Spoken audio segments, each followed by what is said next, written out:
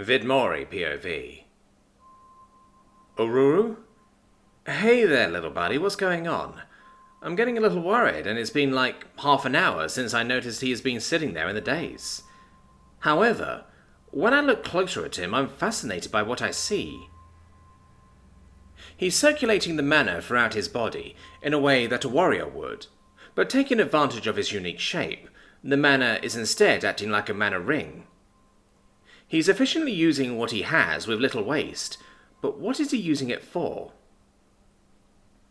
Almost suddenly, Ururu sits, shaking his head and blinking a few times as if collecting himself. It's only then that I realize he was more here than he was moments ago. Finally, "Hey there, buddy, what's up? Everything alright?" I ask him with proper concern. Upon hearing my voice in his mind, I watch him jump with surprise. I almost feel a little bad, but he makes such an amusing-looking confused expression with the end of his tail hanging limply out of his mouth. He then looked up at me, surprisingly not at my core, but directly where my perspective was on him. "Oh, can you see me then? Neat. Now, how about you tell me what you've been burning your mana for?" I ask, a small smile on my imaginary face as I watch him patiently. Oururu gazed intently at me with his serpentine eyes, and I could feel the thoughts swirling around in an anxious tangle as he watched me. I shift my perspective back around my core as I looked down at him again. Oururu, in turn, followed me as he moved around before settling in a loose coil and flicking his tongue in contemplation. After a few more moments, he closed his eyes and lowered his head, and in moments I saw impressions of memories and images flickering around my imaginary mind. For a homebody who prefers to stay around my chamber rather than be out and about, you've sure been busy. Spiders, bogs, and monsters in the basement. Don't threaten me with a good time.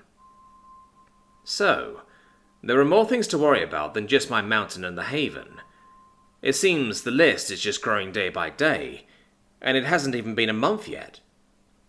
I'm still not exactly sure what I'm doing here, but I think I'm doing good enough just figuring things out.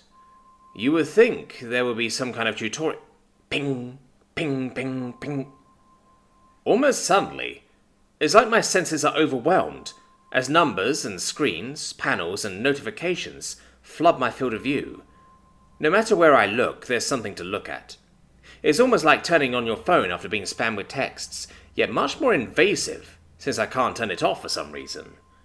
Welcome, vassal up to territory set tran, vassal up to mode of custom aspect of souls of Jim group metal manamidi sombi call of souls of aspect. Before I could start reading all the stuff as it appeared before me, it all suddenly disappeared. I can't help but take a metaphorical step back after that overload, and then the sudden absence of information as I look around again. In the next moment, a single screen appears before me as text rolls out on it. Good work so far, candidate. You've excelled beyond predicted expectations. I can hear a familiar voice echoing within my mind, speaking as the text appeared. It's certainly been a while since I've heard you, I responded, not exactly sure what was happening right now. The screen goes blank as more words come down. A system would only serve as shackles for someone as intuitive as you. Keep growing, keep learning, and keep surviving. Oh, well, thanks, I guess. The screen blanks again before continuing. For your efforts, I'll grant you some information. All right. I certainly won't say no to that. The screen refreshes once more as the voice echoes within me. You are the only one from your world here, but you are not the only candidate. I see. Okay, that doesn't really affect me right now. What else? Yet again, the screen clears as more text slides on it. There are only 4 years until the first calamity. Make sure you are ready for it. Well, shit. That's annoyingly vague, but I appreciate the warning. The screen vanishes, and I think it's almost over before I hear the voice resound within me, and it feels decidedly more feminine than earlier. I'll keep checking in on you. In the end, you will never be alone here. They say that, but I do feel a strange emptiness that wasn't noticeable before, once our connection was severed. Though, in the next moment, I hear a concerned hissing sound, and I realise I must have been totally zoned out with all that weird stuff that just happened. Ah, sorry about that, Ururu. My mind was suddenly elsewhere for a while there. Now then, what did you want to do about all this? I asked, as I looked down at him. He was still watching me, curiously, and his head tilted ever so slightly at a perfect 45-degree angle, while his tongue flicked a couple of times. Oh, don't give me that. You were zoned out for over an hour, and you're telling me I can't do it for a few minutes? I retort with some vague amusement. Despite lacking shoulders, Ururu just gave me a shrug as he watched me, though I could feel his mind whirling with ideas and thoughts as he gazed intently at me. I see. So you encountered resistance with that sight of yours, and you want to go kick its ass? Fine. You have my permission. Go for it, little buddy. If he wants to step up to the plate, I have no problem with it. Oururu flicks his tongue once more, before offering a scaly smile of thanks as he slips away. He seemingly hesitates at the entrance to my chamber, before slithering forward with a hardened resolve. Ururu POV.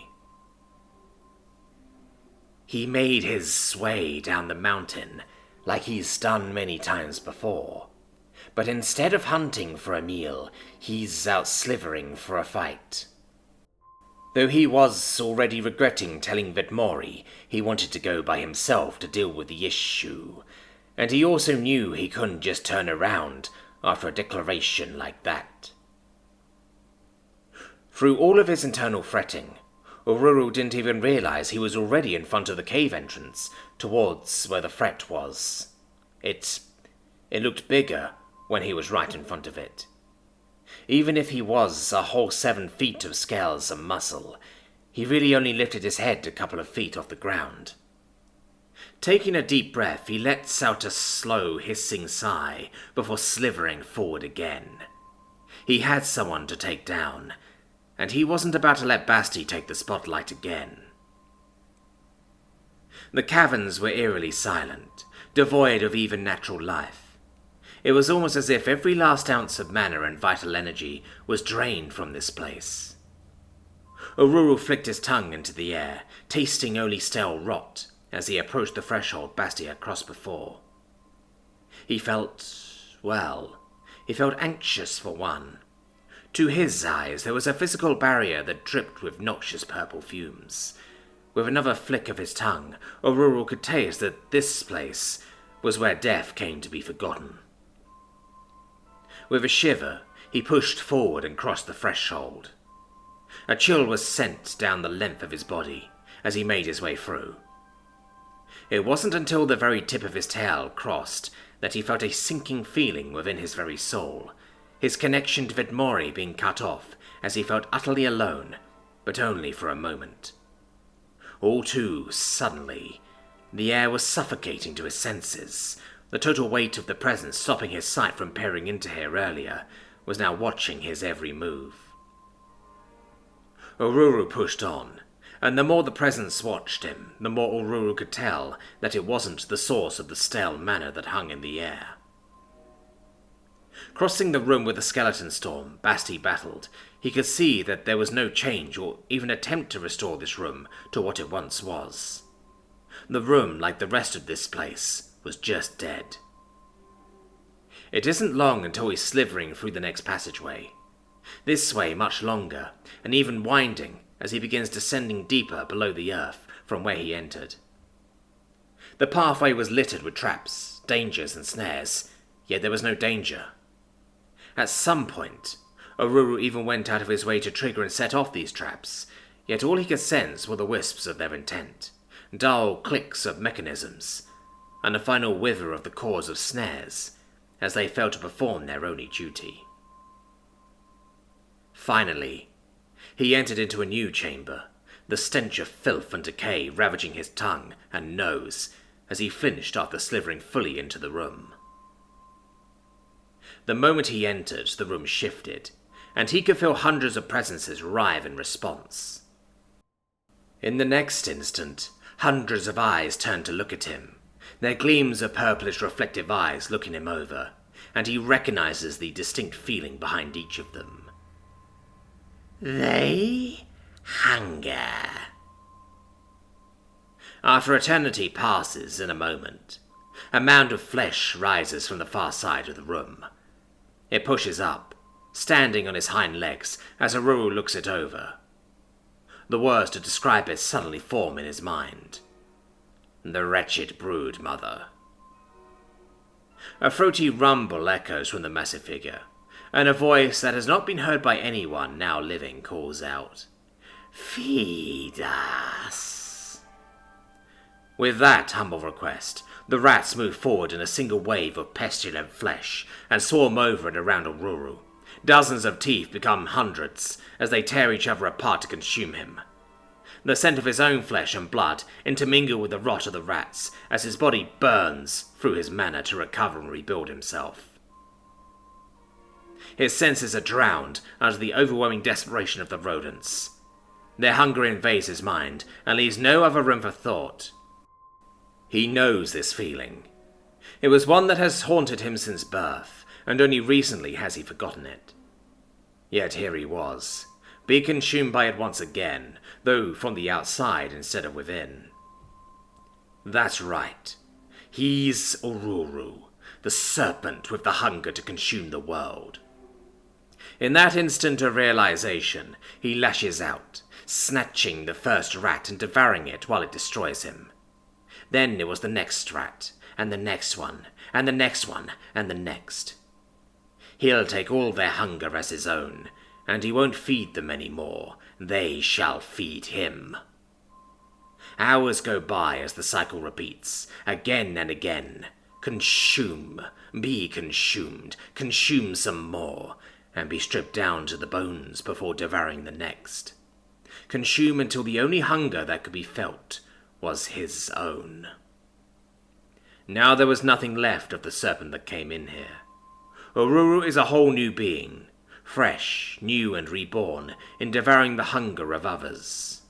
He rises high and tall, the length of his body now just over 15 feet, as he looks down at the broodmother, who has now been dwarfed by the bean of hunger before her. She doesn't retaliate, and she doesn't even flinch. Instead, she looks up at Ururu, before lowering her head in utter gratitude.